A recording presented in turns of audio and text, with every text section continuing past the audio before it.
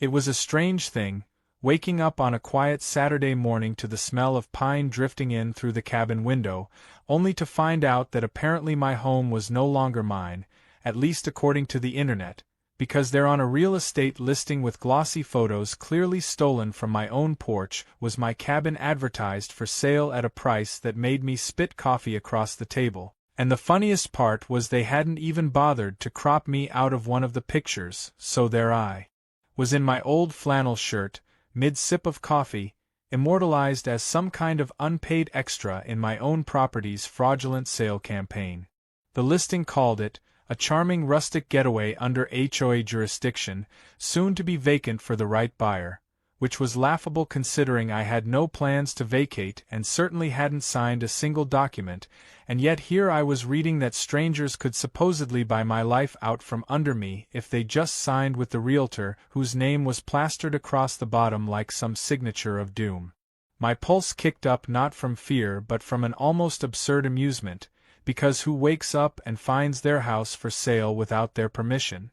Who reads the phrase, motivated seller, and realizes they, the supposed seller, had been left out of the motivation entirely? Still, beneath the humor was a flicker of heat, because I knew exactly who was behind it. The HOA had been circling for months, complaining about everything from my woodpile stacked too high to the fact that I refused to pay for their new community tennis court 2 miles away that I would never use. Karen, their ever-shrieking president, had promised that I would learn who really controls the lakefront, and now apparently she'd decided that meant selling my cabin like it was a stale cookie at a bake sale. For a few stunned seconds I just sat there, rereading the listing, chuckling at the audacity, but then the weight of it sank in. They weren't just threatening fines anymore, they were weaponizing the illusion of ownership, gambling that if they acted confident enough, maybe I'd just cave. They underestimated me. They underestimated how ridiculous I was willing to get when someone poked the bear. By mid-morning, I had a plan. First, I drove into town, still wearing that old flannel and jeans, and bought the biggest padlock the hardware store carried, the kind that looked like it belonged on a prison gate, plus a chain thick enough to tow a tractor. The clerk asked if I was locking up livestock, and I smiled and said, something like that. Next, I went to a print shop and ordered a sign as tall as me, black letters on a glaring white background that read, "Not for sale. Trespassers will be prosecuted, including realtors." The print shop owner, a round man with a mustache that twitched when he laughed, read the proof twice and looked up at me like I was joking, but when I explained the story, he printed it without another word, chuckling the whole time. The ride back up to the lake felt like marching into a showdown, and I grinned at the thought of what was about to happen. By noon, the chain was coiled tight around my cabin's gate, the padlock snapped shut with a satisfying finality, and the sign was planted directly in front of it like a billboard of defiance. The sun was high, the lake sparkling blue behind me, and I stood there with arms crossed, just imagining the look on Karen's face when she pulled up with her realtor friend and a carload of eager buyers expecting to waltz through their property. The humor of it made the anger easier to bear, because what kind of people thought they could list a man's home for sale while he still lived in it? It was almost cartoonish, like something out of a bad sitcom, and yet it was happening right here on the gravel drive I had graded myself with sweat and diesel. Sure enough, less than an hour later, a shiny SUV rolled up, all tinted windows and realtor decals, followed closely by a couple in khakis who looked like they'd just left a golf course. Karen was in the passenger seat, oversized sunglasses perched on her nose like she was some kind of celebrity, waving her hands like she owned the place. The realtor hopped out first, smoothing his tie, that fixed smile plastered on his face, until his eyes landed on the sign. He froze mid-stride, jaw going slack, then turned to Karen as if to confirm this wasn't some elaborate prank. Karen, never one to admit defeat, marched forward, only to be stopped by the thick padlock gleaming in the sun. "This is illegal," she hissed at me, her voice rising with that familiar shrillness that always carried too far across the lake. I leaned casually against the fence post, coffee mug in hand, and replied, Actually, Karen, what's illegal is listing property you don't own. I figured you'd want to avoid confusing your buyers, so I clarified for you. The couple in khakis glanced between us, their polite smiles wilting, and the man muttered something about not wanting to get involved in a dispute. The realtor, red creeping up his neck, tried to salvage the moment with a nervous chuckle. There must be some misunderstanding, he stammered. I raised my phone and pulled up the very listing, still live online, showing my cabin with my flannel shirt self accidentally photobombing. The misunderstanding, I said, holding the screen up, is that you thought this wasn't fraud. The woman in khakis gasped, tugged her husband's arm, and they retreated to their car without another word. The realtor's hands twitched like he wanted to grab the sign and tear it down, but the way the chain and padlock glinted must have convinced him otherwise. As the SUV backed down the gravel with Karen shouting promises of lawsuits out the window, I couldn't help but laugh. The hook of this entire saga had been set in that morning discovery, my life for sale without my consent, but the real story was only just beginning, and I knew that every move from here would unravel their little scheme thread by thread until the whole farce collapsed. For now, though, I stood at the gate, the padlock shining, the sign swaying gently in the breeze, and I thought to myself that if the HOA wanted a war, they'd just been handed their opening act, and I had no intention of letting them write the ending. The following morning the lake was quiet in that deceptive way that makes you think the world has reset overnight, but I knew better, because chaos rarely surrenders so easily when Karen is in charge of the script. I brewed my coffee and sat on the porch, watching a loon skim across the water, and I couldn't help smiling at the memory of yesterday's spectacle, the realtor's stunned face, the couple fleeing like they'd stumbled into a crime scene, and Karen shouting from the window like a general retreating from a failed charge. But peace is not a language the HOA speaks, and by mid-morning the sound of tires crunching up the gravel drive pulled me out of my reverie. A different car this time, another set of buyers in pastel sweaters and white shoes, trailed closely by the same realtor, his jaw tight, his hair gelled into submission, clearly determined to prove that my sign and padlock were just a hiccup in what he probably considered his commission check. I didn't even bother standing. I just leaned against the porch railing, mug in hand, and watched the scene unfold like theater. The buyers got out, looked at the sign, then at me, and whispered something that made the woman laugh nervously. The realtor puffed out his chest, marched up to the gate, and tried to launch into a sales pitch about the secluded charm of this property, until his words faltered, and he realized the chain was still there, thicker than ever, with the padlock gleaming like a guard dog's teeth. Karen wasn't with them this time, but her presence lingered in the realtor's frantic energy. He tugged at the chain, rattled it like maybe sheer willpower would undo it, then turned toward me with forced cheer. "Good morning. There seems to be some confusion about the listing," he called out. I raised my cup in a slow, deliberate salute and said, "No confusion here. This cabin is not for sale. Never was. Not now. Not ever." The buyers exchanged looks, the woman's hand already fishing for her car keys, and the man asked, "Wait, so you're the owner?" "That's right," I said, smiling, "and last I checked, people don't usually sell their houses without knowing about it. Unless maybe they're sleepwalking." The woman snorted despite herself, and the realtor's smile cracked. He launched into a frantic explanation about contractual obligations, but his words were smoke with no fire, and the buyers quickly excused themselves, muttering that they weren't interested in drama property. Their car pulled away, leaving a cloud of dust that felt almost symbolic, and the realtor stood frozen at the gate, clutching his briefcase like it might save him from drowning. He tried to recover by threatening me, muttering about false advertising on my part because of the sign, which nearly made me laugh coffee out my nose. "False advertising?" I echoed. "You're the one posting pictures of my house online like it's a foreclosure special.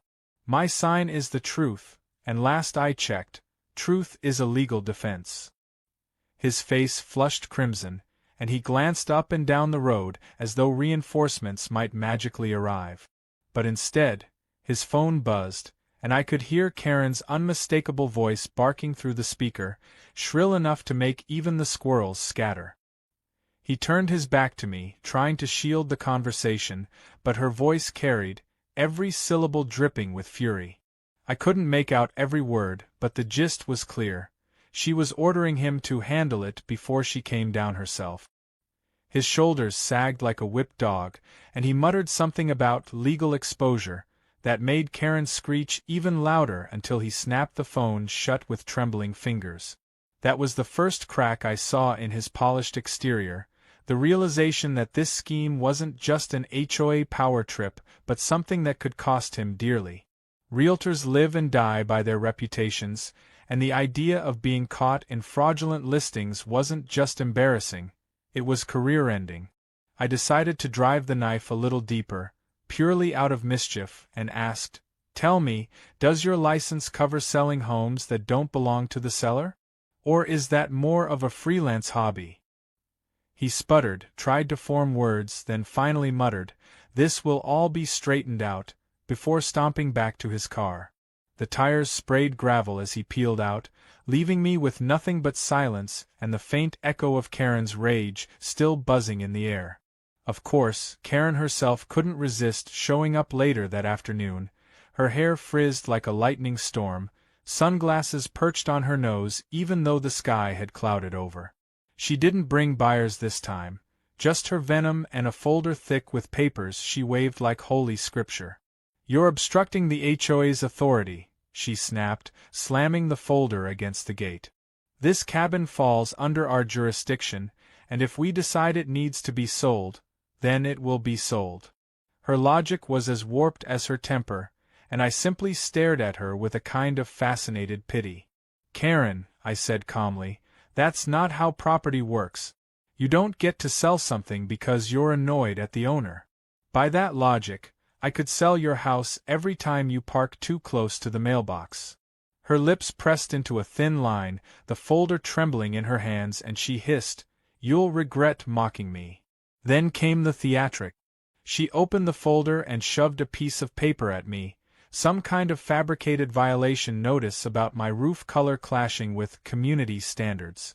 I scanned it, chuckled, and handed it back through the gate. "Nice try, but the county approved that roof, and last I checked, county law trumps HOA fantasy." She snarled something unrepeatable, stuffed the paper back into the folder, and stormed off, her heels clacking against the gravel like a metronome of rage. I watched her go, knowing this wasn't over, not by a long shot. She had tasted humiliation in front of potential buyers, and people like Karen don't digest humiliation well. It ferments into vendetta. Sure enough, the very next day, I received a certified letter from the HOA threatening fines for obstruction of community sales efforts. I laughed so hard I had to sit down, because the phrasing was so absurd it read like satire. Obstruction of community sales efforts? That wasn't even a real category of violation. It was something Karen had invented to justify her crusade. I taped the letter to the inside of my cabin door like a trophy, a daily reminder of just how desperate they were getting. And desperation, I knew, always leads to mistakes. By now, word had spread among the lake residents, and I noticed more neighbors slowing their cars near my gate, peering curiously at the sign and padlock, whispering among themselves. Some gave me thumbs up, others shook their heads, but all of them knew something explosive was unfolding. That evening, my phone buzzed with a message from a friend down the road. "Heard Karen is calling an emergency HOA meeting tonight. Brace yourself." I grinned, picturing her storming into the clubhouse, waving her folder, spinning wild tales about my supposed lawlessness while secretly panicking that her scheme had backfired. Karen never could let humiliation rest, and by the time Chapter 3 of this saga began, she had shifted from panicked retreat to full-throttle escalation, as if the answer to being laughed out of one confrontation was simply to multiply the chaos tenfold. It started with a letter taped to my gate in bold red letters declaring that my cabin was unfit for habitation due to code violations, ranging from excessive firewood to unsanctioned exterior signage, which was their fancy way of complaining about the giant billboard I had planted that told the truth louder than they could stand. The letter was stamped with the HOA seal, but it was so sloppily written that even a child could see it was concocted in anger rather than law. I laughed, crumpled it up, and tossed it into the fire pit, but I knew that was only round one. The next day they sent 2 board members, Mr. Sanders, who always looked like he had been pressed out of an ironing machine, and Mrs. Doolittle, who wore pearls even to mow her lawn, to conduct what they called a mandatory inspection. They strutted up to my gate with clipboards, demanding entry in the name of the community. I leaned against the fence post and sipped coffee, letting the padlock speak for itself. They rattled the chain, scowled at my refusal, and scribbled notes furiously like angry librarians preparing a lawsuit. When Sanders shouted that refusal to comply would result in severe consequences, I simply smiled and said, "Write that down too. Consequences make the minutes more exciting." Their faces turned a shade of red usually reserved for traffic lights, and they stormed off, their shoes crunching angrily on the gravel, muttering about filing reports. The reports must have been dramatic because by evening another letter arrived, this one dripping with even more absurdity. According to Karen, my cabin now violated noise ordinances, despite the fact that I hadn't even turned on a radio in weeks. The letter claimed neighbors had reported raucous laughter coming from my property that disrupted the peace. I nearly fell off my chair laughing at that one, because apparently my sin wasn't loud music but my own enjoyment of their failure. I pinned that letter to my wall next to the first, a growing collage of their desperation, and poured myself another drink, savoring how quickly their strategy was unraveling. But as amusing as it was, I could feel the undercurrent of their real goal. They wanted me cornered, exhausted, forced to give in. They didn't understand that I thrived on this kind of absurdity, that their very persistence only made me stronger. A few days later, Karen launched what she must have thought was her masterstroke. The HOA posted a notice to the entire community claiming my cabin was being reclaimed by the board for resale due to chronic noncompliance. They plastered it on the bulletin board at the clubhouse, emailed it to every resident, and even stuffed copies into mailboxes like junk flyers. Neighbors called me in disbelief, some laughing, some worried, and one whispering that Karen had promised the cabin would be sold by the end of the month no matter what. That was the moment I decided the time had come to show them just how far I was willing to go. I drove down to the county courthouse and requested the property maps, deeds, and zoning records for my cabin and the surrounding land. The clerk, a kind woman who had seen plenty of HOA theatrics before, smirked when I explained the situation. "Don't worry," she said, sliding the certified copies across the counter. "Those people play pretend government, but we're the real one." I left with a folder thicker than Karen's, every page a nail in the coffin of her claims. Back at the cabin, I laid out the maps on my table and realized something that made me laugh out loud. Not only did I own my cabin fair and square, but my deed extended well past the point the HOA claimed was their jurisdiction.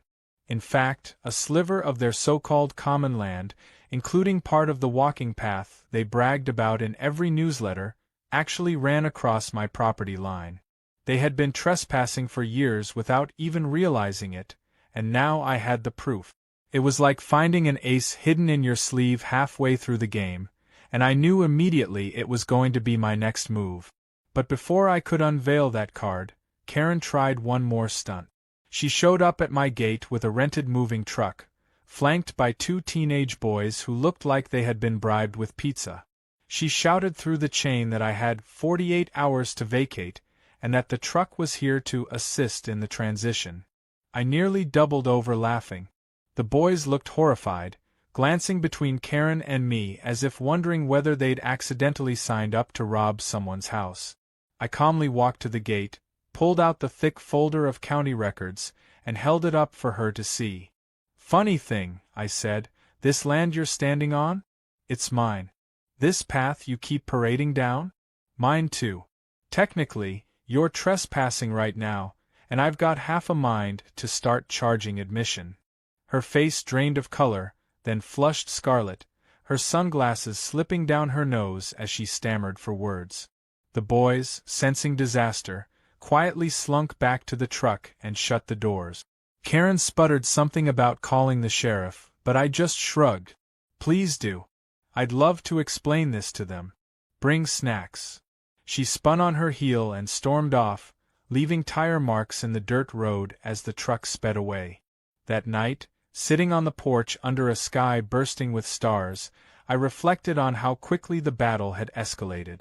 What had started as a fraudulent listing had spiraled into fabricated inspections, bogus fines, and now outright threats of eviction.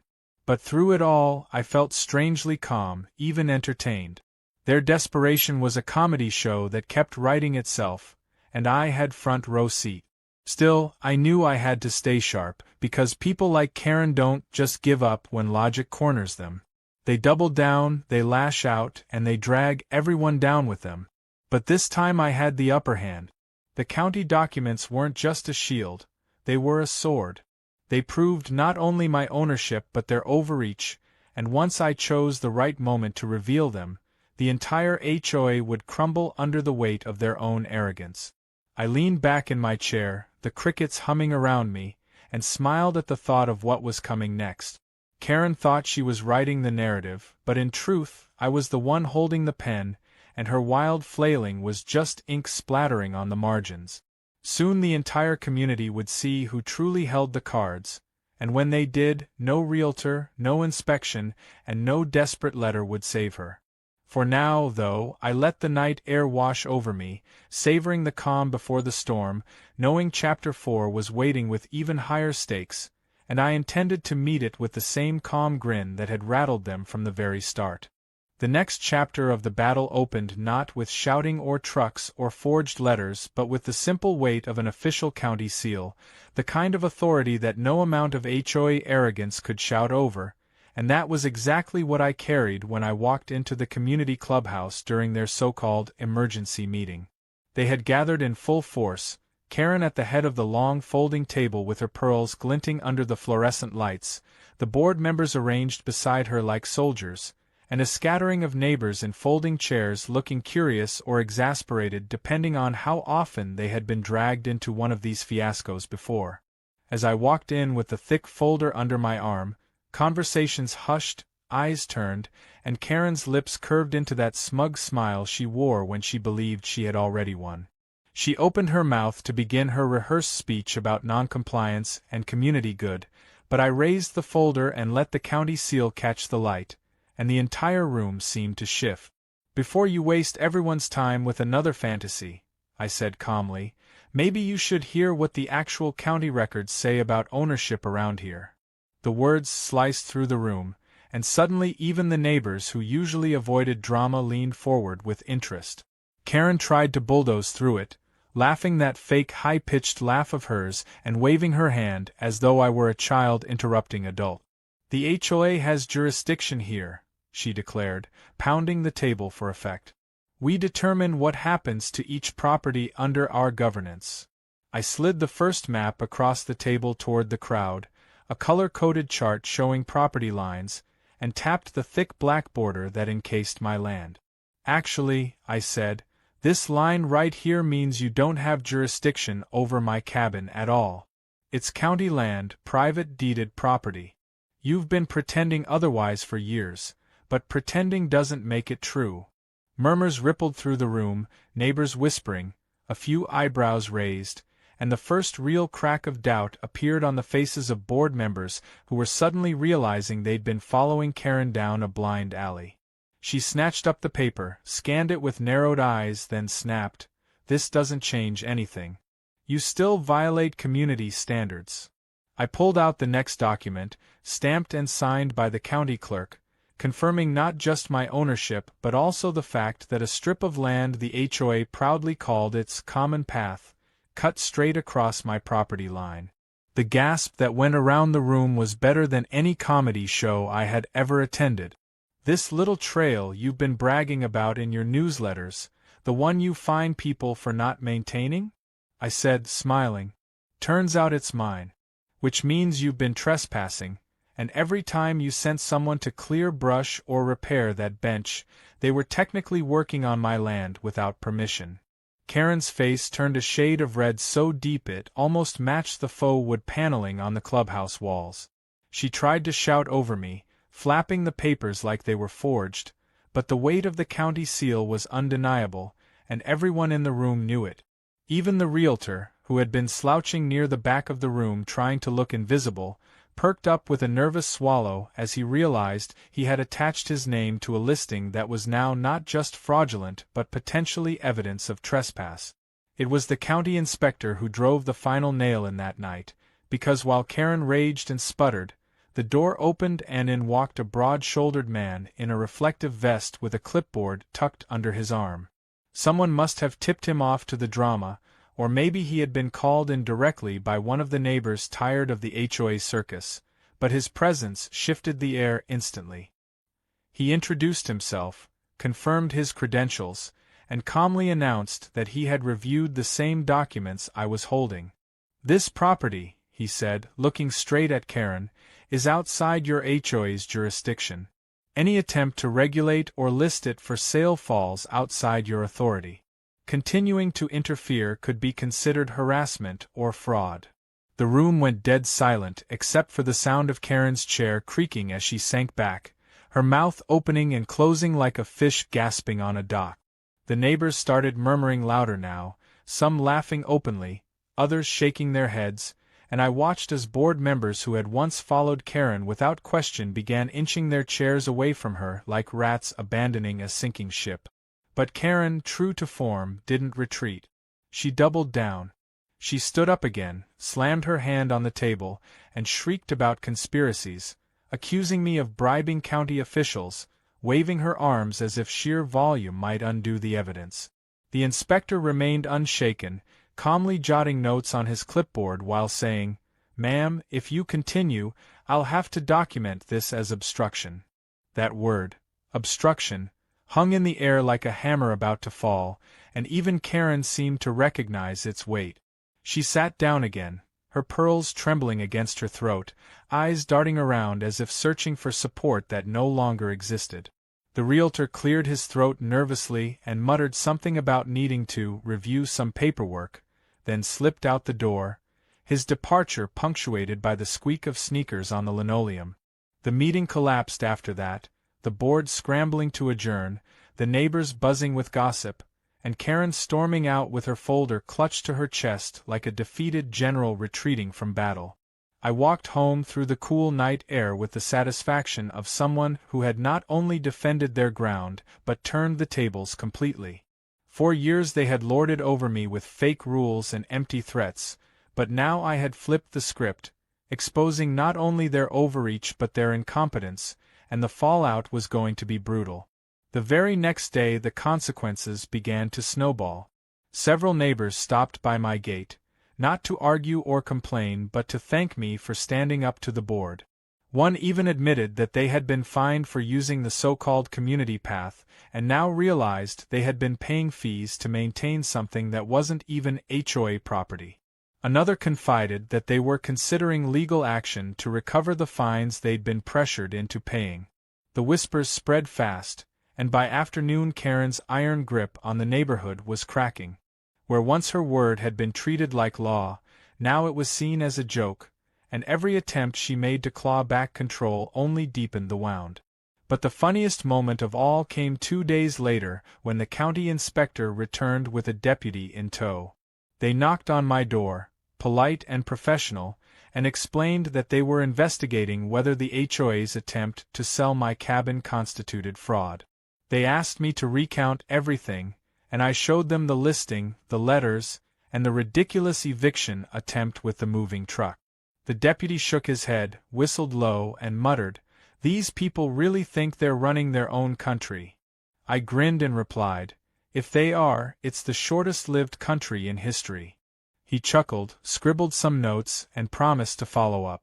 Karen was the kind of person who treated defeat not as a lesson but as fuel, and by the time Chapter 5 began, she had clearly decided that if the county wouldn't support her and the neighbors were drifting away, she would simply manufacture a new spectacle to reassert her dominance.